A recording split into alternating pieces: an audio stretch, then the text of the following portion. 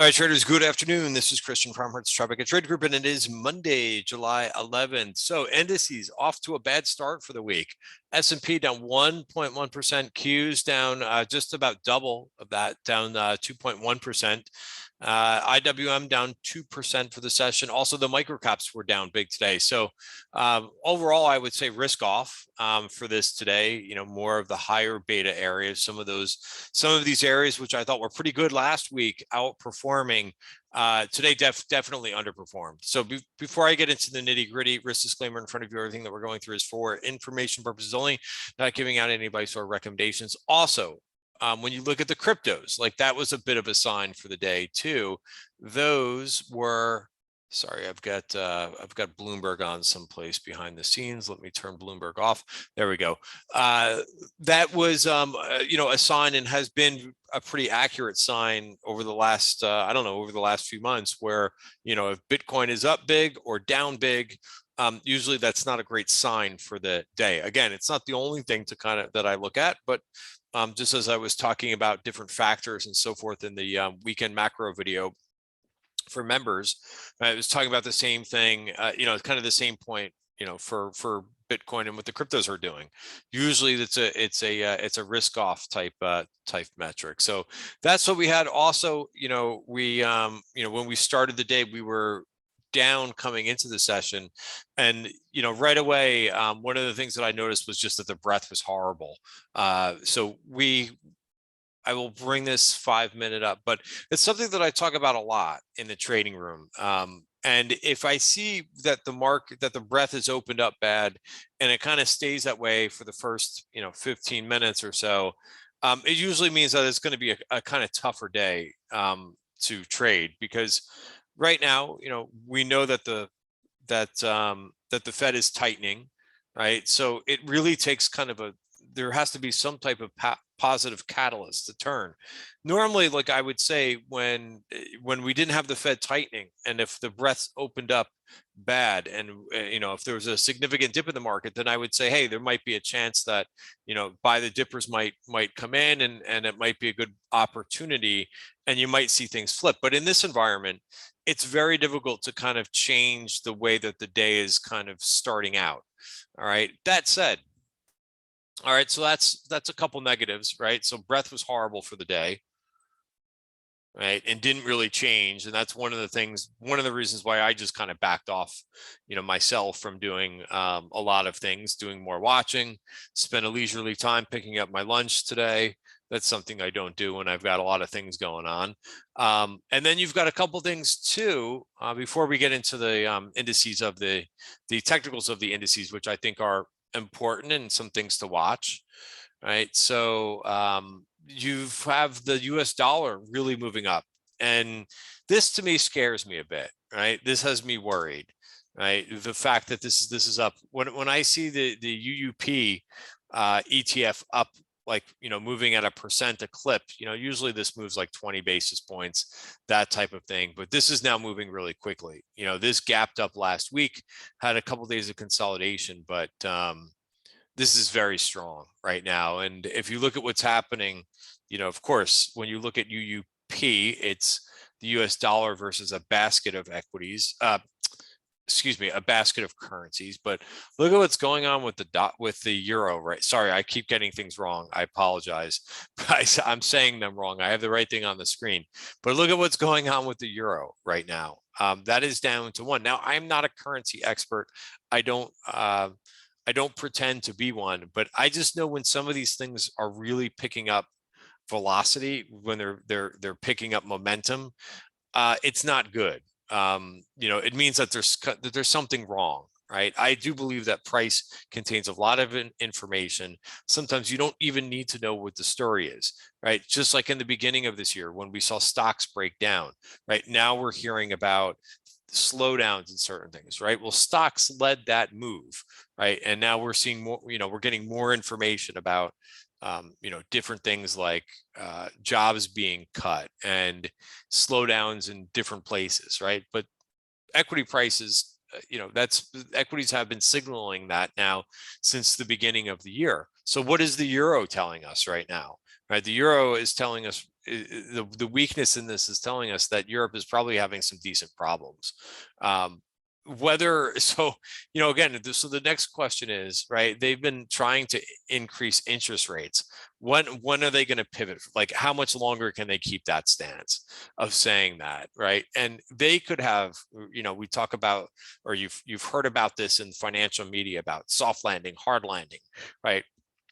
If you're not familiar with that term, because sometimes I think that everyone understands what the hell financial media is talking about, but a soft landing and a hard landing means that as the Fed or any central bank is tightening, right, what they're trying to do is basically say, hey, they can tighten and they can reduce prices, reduce inflation without hurting the economy that much, right? But what's happening is a lot of times when you put the brakes and you start to tighten, right? And when central banks do that, you can have a hard landing where it pushes the economy into a recession, sometimes into a major recession, and it starts to kind of really reveal things that were going on that were undiscovered, right? I mean, I hate to compare 2007, 2008 to what we're experiencing now, because I do believe every pullback and correction is a bit different. But I know most people who have traded through that time frame remember it all really clearly, right? And that was the situation. Like, people, when they started tightening, right, before the credit crisis happened, right, it revealed a whole bunch of things, abnormal things that were going on in the real estate market, right, like the CDOs and all the major leverage that was happening in the real estate market that people didn't know about. So that's the whole thing right now. And yeah, this is concerning to me, that the euro is moving like this and has gone from 105 to 10 in a blink of an eye. So, well, these are things. So these are risks, right? And that's why I bring it up. That's why I emphasize it, because it's when we see these fast moves, right? It starts to affect other things. It means people start to freak out when you see things like this happen. So that's just bringing things to attention. Of course, also what's looks particularly troubling too is what's going on with the yen as well, right? They're saying that they're continuing to adopt easing, but they've been doing this now for a number of years, and I think people are starting to kind of possibly doubt whether or not they can continue to kind of do what they're doing. But in any event, I don't want to go too off on a tangent. What also moved up, which I actually view that this is not a bad thing, even though it's a little bit of a flight to safety, which is bonds going back up. Remember the last, it's kind of, I think, how I left off Friday's video was saying, hey, I'm a little bit concerned that yields are going back up again, right? We had this nice rally in bond prices. Remember, when bond prices go up, that means yields are going down. And that takes the pressure off of especially like your higher multiple stocks, right? This, towards the end of last week, remember we had a shortened week. So Tuesday, this is Wednesday, I guess, that the rally kind of halted once we took out this virgin point of control.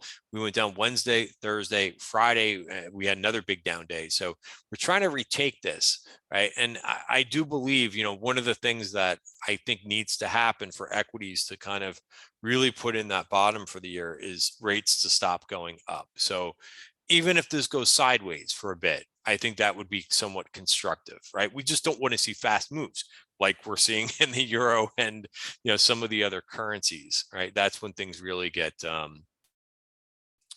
can get troublesome. All right, so that's a couple things that I'm really paying attention to every day. I've got what the currencies are doing. I've got what bonds are doing. These are important things, especially when volatility. When we're in a higher volatility environment, which we are right now. All right, so next, let's talk about the indices, right? So I've got kind of, some things to really watch and pay attention to.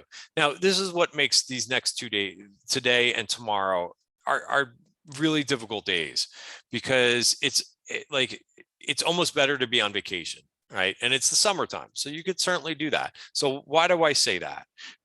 You know, because I said this a couple of times in the room. I'm like, today would be better to be playing golf. It would be better to be on the beach, because I don't really know who's going to make a ton of decisions ahead of the CPI report. I hate to have these big overhanging events, but it is what it is, right? Everybody wants to know, you know, I think a lot of financial decisions are going to hinge on what the central banks are doing for the rest of the year, right? And if you take it down a step, you know, why, you know, where is that going to come from? What are they most closely watching, right? And they're watching inflation data. Now, CPI may not be their number one thing that they're watching, but they're looking at it. Remember, the last time that they spoke, Powell spoke in front of Congress. He said the PCE deflator is what they really watch, but they also do watch the CPI, and I'm sure that they watch employment data as well as wages, right? But so this big data point comes out on Tuesday, and this could really kind of, you know, it's 0.5 when you strip out food and energy, right? So again, that's going to be a lot of real estate. That's going to be employment, you know, wages and so forth when you strip that out. You know, and the overall headline number is 8.8. So this is going to kind of set us up for the next couple of weeks, I think. Plus, we have the PPI report out, right? Again, I don't want to overemphasize the data point, but I do think that people are going to get some direction from what, you know, if the inflation has topped at this point, right? And again, I'm not an inflation expert, but, you know, we've talked about things since, you know, over the last couple of weeks, right? We've seen energy prices come down to some extent. We've seen food prices, right? We've been watching wheat, the agriculture areas of the market, right? They've come down. Now, I'm not a housing expert, right? And this was another move down for wheat today after a little bit of a rally last week. But, you know, if you look at where these things were, you know, wheat is down pretty significantly. Now, again, it's just one commodity, and I'm not a housing expert, you know, because that is a big portion. I think that's the biggest component of the CPI is housing. So I don't know if that's had enough time to filter through. I've certainly heard that some areas around the country, the rental market has come in a bit, right? As well as, you know, maybe a little bit in prices depending on where. So again, this is complicated stuff, right? We're not going to have the answer to this. Even if you think, you don't know how they're measuring it and so forth. So we just kind of have to wait to see what this says. But you would think, right, that the inflation data would come in, would have maybe even topped, right? Looking at, you know, what the commodities have done over the last month, right? Nat gas, which was up today, but still look at, you know, from the highs. All right. So I won't spend any more.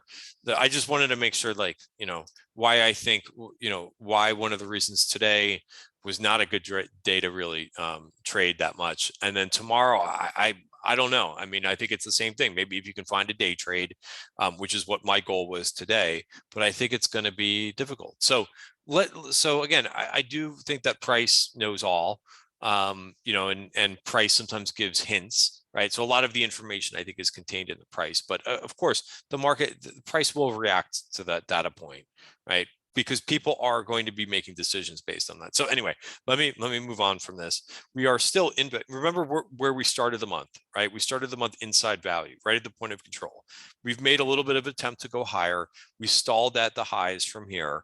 You know, we're going to have either you know, a test up here yet, or we're going to start to break back lower, right? So what I tend to do is, again, look at multiple time frames for a little bit of hints. We opened up inside the value area for the week, right? And I think that it's possible that we could travel all the way through the value area, which would get us down to 3,800.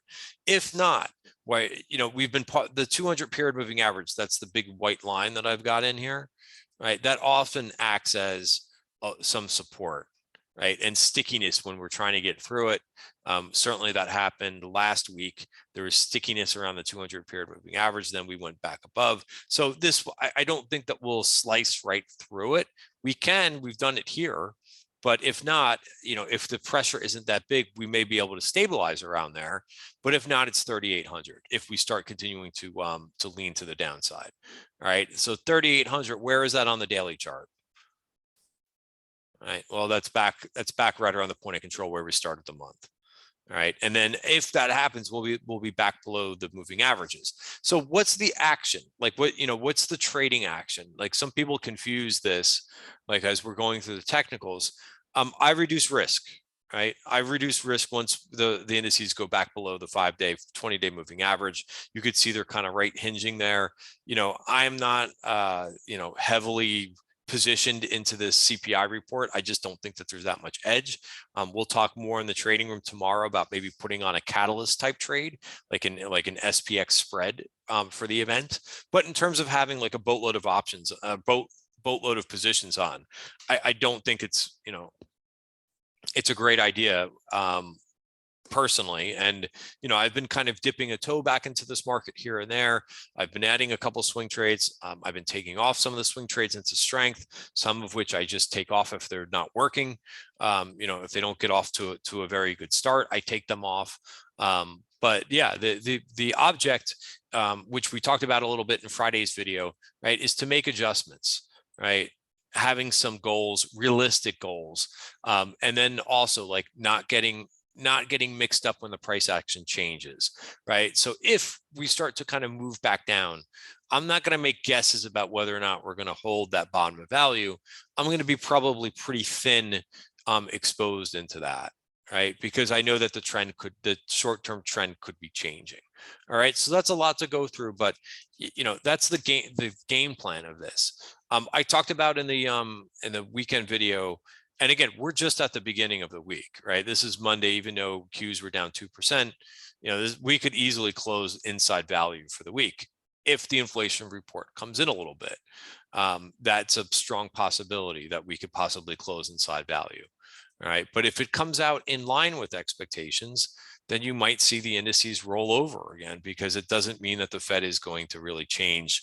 We're looking for something for the Fed to kind of begin to blink, right? And basically say that we're going to ease up on the interest rate increases. All right, that's what I'm looking for. If it doesn't happen, then we could have more of the same, which is chop going along the lows. We could have a final flush to the downside. Anything is in the cards at this point, right? So we're back. We did stall not only at the bottom of value on the weekly chart, which I just showed you, but also at the 50-day moving average, right? So we paused here at resistance, right? But we have not lost the 20-day. All is not lost yet. So we'll see how it goes this week, and to be determined, right? But as we kind of move to this side, it starts to get to be danger, right?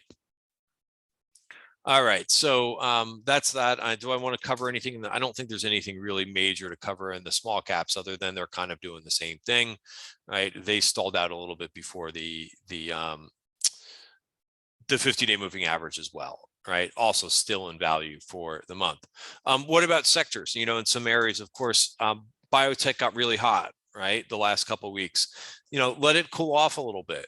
That's what areas should do, right? They go up, they should digest a little bit. I wouldn't be surprised if we push down to the 20-day moving average, right? I don't think that the biotech in this environment, it's great. This is a great signal to see that biotech was showing relative strength and didn't make a lower low with the indices, right? That's exactly what we want to see.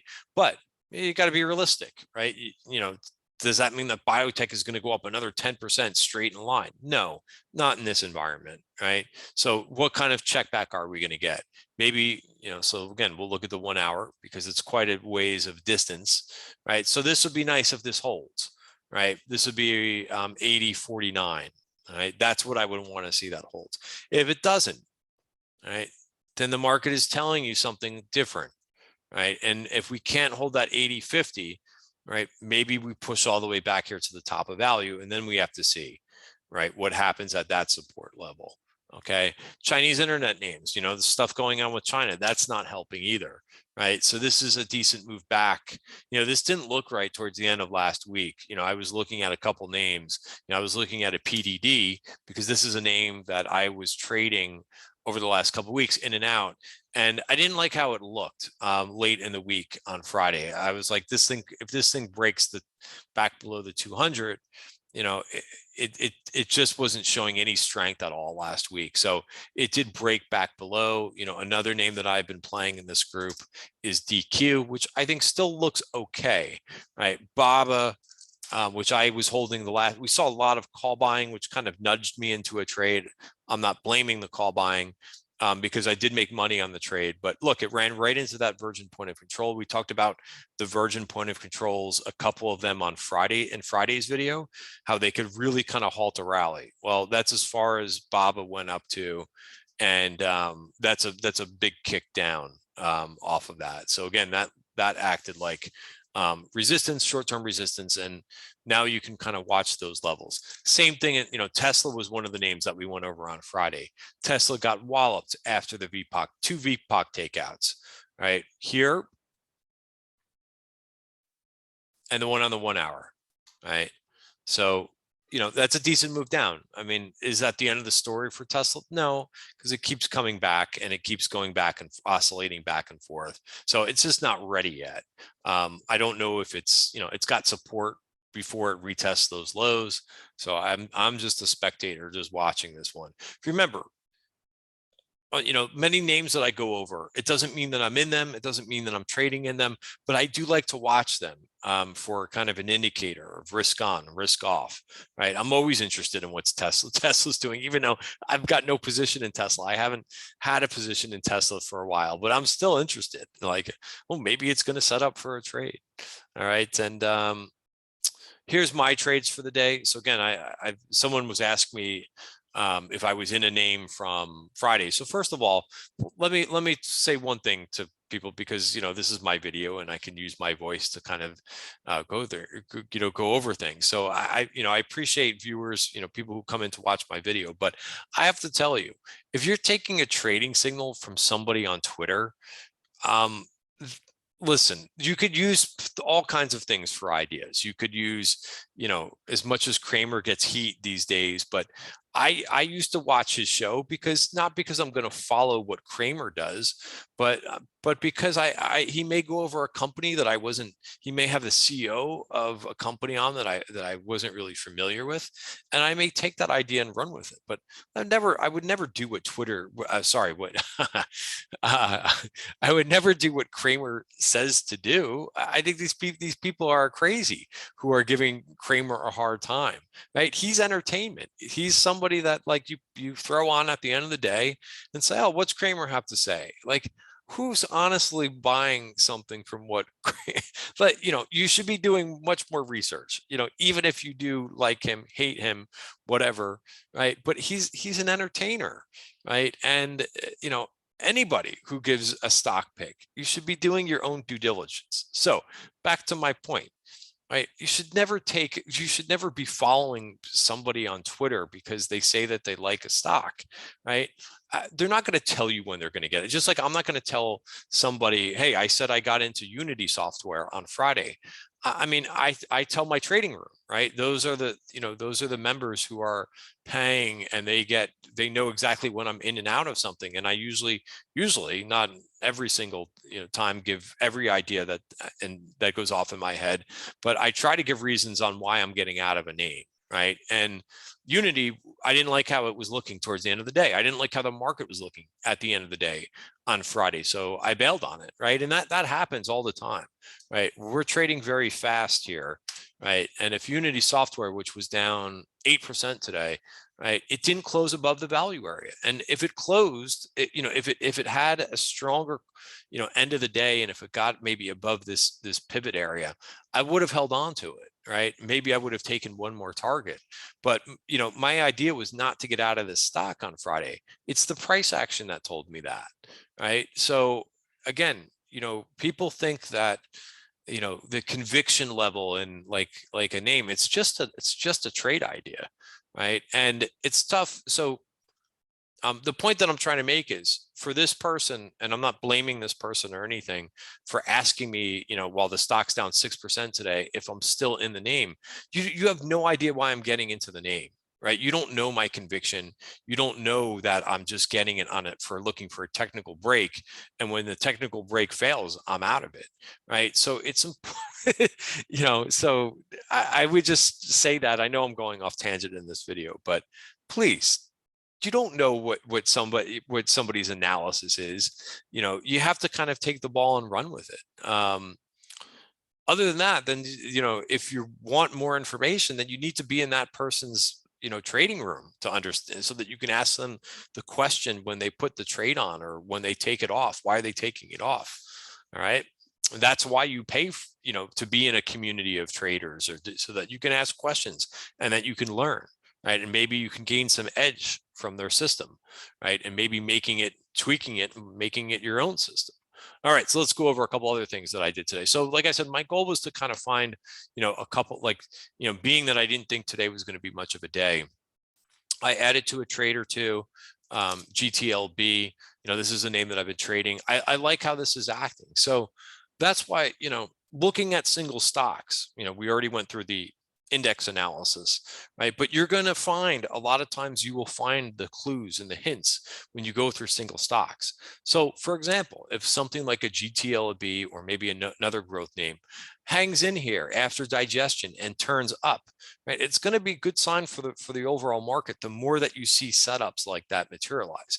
If some of the setups that you saw from the last couple of weeks, if they begin to break apart and fall back down, right, then that to take the trade off, because the market is changing again.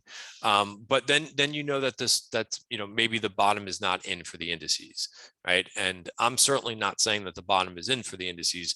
I'm just saying that we've seen some positive signs over the last couple of weeks, right? So GTLB, the level for me to be watching is 53. All right. A couple other things too. Right. So I tried to go the managed healthcare route, which we saw some strength on Friday. I bailed on this position, CNC, which I put on earlier in the day. Why did I bail on it?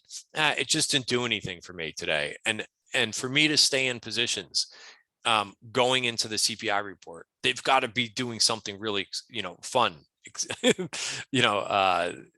good. They have to be doing something good. Like for example, the other trade that I got in today was AMN, which is AMN Healthcare, right? Very nice move out of this, right? So, how do you manage this, right? Well, I know that I don't want to hold a lot of risk into Wednesday, so I took a target, right? And then I also forced another target at the end of the day. So I'm already I'm protecting myself, right, by taking profits, right, in something that could reverse on that type of news, right? I managed to get a target on ENPH, which I added today into the weakness, right? Let's look at this chart for a minute. All right. Again, it's iffy, right? It's an inside day for the day, right? The body is inside the previous day, so that's okay, right? But I did take a portion of the trade off because I don't want to double up on something like this.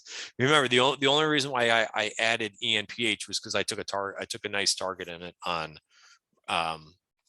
Friday. 216 paid 208. The stock goes back to down to 205. I still like it here, so I added to it. Again, not the biggest target in the world, but just something where I could take a little bit for profits, right? I tried a little bit of XBI today. It didn't work. I tried in here, and stupid me, I got up and spent some time off the desk for a minute. My alert system, this E-Trade alert system, it's nice if you're in front of the computer, but if you wander away from the computer, the alert goes away. So by the time I caught it, I think it was down into here. It started just to break in here, right? But not a good close there. Right. So again, being disciplined. Right. So where did I get out of this? 81.55. Oh, so again, I once I probably saw it move in here, I would have gotten out of it. So instead I got out of it in here just because I was off the desk. All right. And that's it. I took off this last piece of the BABA trade for a loss. A couple other stocks that are on my radar. I might as well give you those. This GO continues to act very well, even though it didn't make a new high. I think the more that this thing consolidates, the better, right? This is the grocery outlets, has been a leader in this market. That's one that's interesting.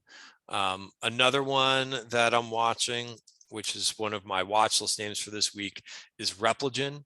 Again, no reason to put this trade on today with the risk in front of us on Wednesday, but this will be one that I'm watching. Again, back above the 50-day moving average. I'm looking for possibly this VPOC to be taken out, which would be a short-term swing, but just something that I'm watching, and a number of other names too, right? Even like a Snowflake, right? Which, down 2.7%, but it's out of the channel, right? What's it going to do now out of this channel, right? And above its 50, right at the 50-day moving average.